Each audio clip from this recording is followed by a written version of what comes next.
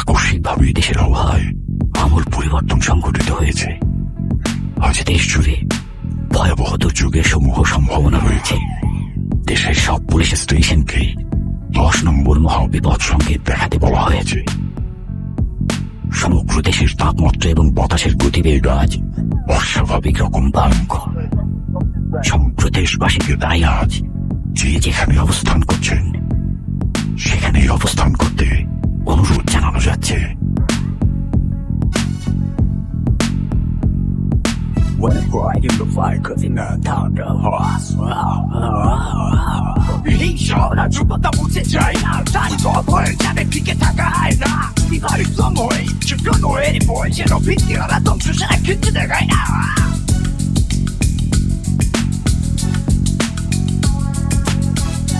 Welcome to the show.